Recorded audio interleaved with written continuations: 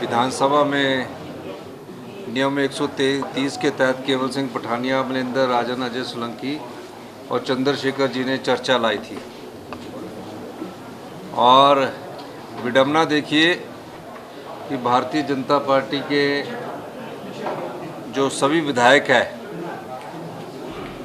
वो आज कोई मतलब नहीं था वॉकआउट करने का, आपने भी देखा।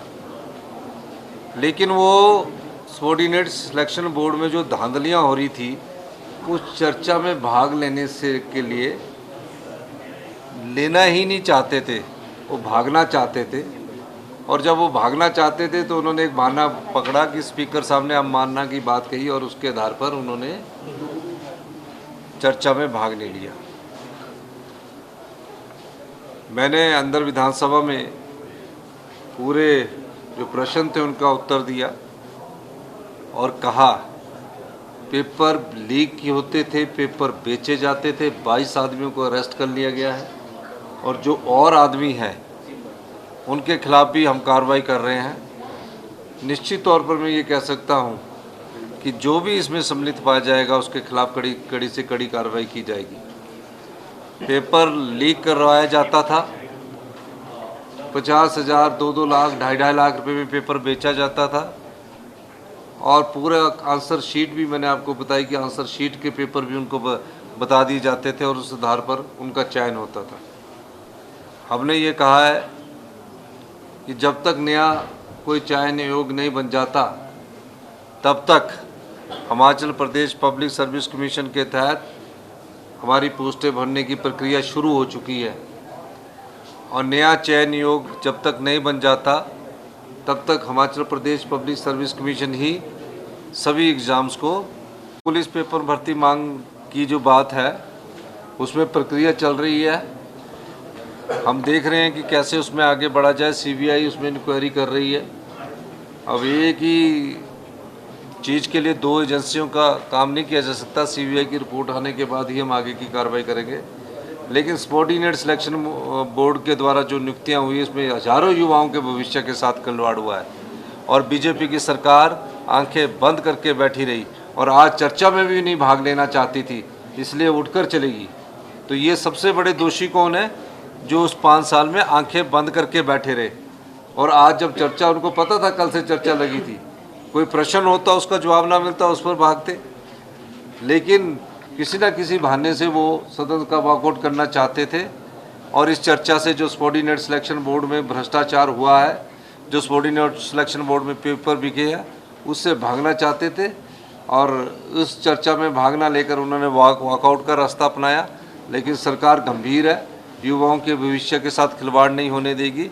जो भी गलत है उसको दोषी को बख्शा नहीं जाएगा। सर, कर्मचारी थे सर वहाँ पे, आपने कहा भी रिप्लाई में कि उनका स्थानांतरित किया जाएगा ताकि विश्वसनीयता बनी रहे। देखिए, जो अगला नया चयन योग होगा उसमें रोटेशन के आधार पर कर्मचारियों को भरा जाएगा, उनकी इंटेग्रिटी को ध्यान में रखा जाएगा और ताकि ये देखा जाएगा कि कोई भविष्य में इस प्रकार का पेपर ना बिके ना नीलाम हो। और हम इस पे एक और कदम आगे बढ़ रहे हैं, अभी चर्चा कर रहे हैं, चर्चा करके कभी कोई परिणाम निकलेगा तो मैं आपको जरूर बताऊंगा, पर हम आगे कठोर कानून भी बनाने के बारे में विचार कर सकते हैं। सर, मंडी विश्वविद्यालय और हिमाचल विश्वविद्यालय में आपके क्या राजनीतिक संरक्षण भी? इसके अलावा जो भी राजनीतिक लोग इसमें कोई सम्मिलित पाए जाएंगे उनके खिलाफ भी हमारी सरकार कड़े से कड़ा कदम उठाएगी। जिन युवाओं के अभी टेस्ट नहीं हुए हैं लेकिन उनके पेपर लीक हो गए हैं, अगर उनकी एज उस समय जब उन्होंने फॉर्म भरा था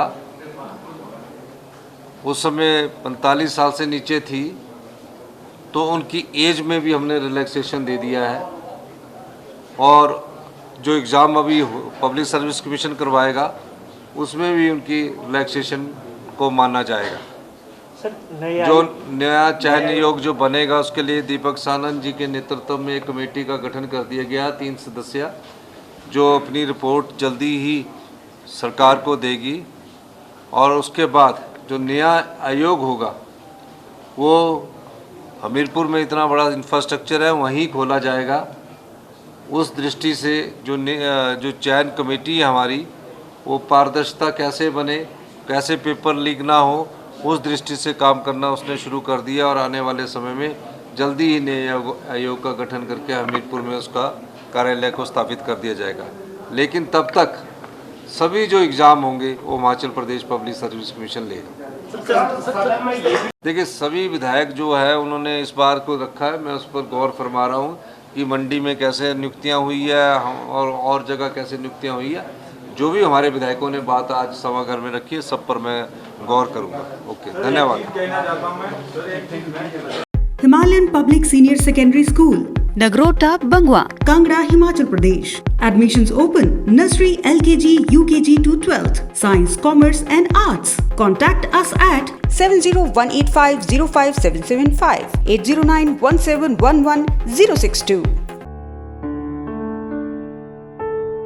भूषण ज्वेलर्स, अनमोल रिश्तों के लिए।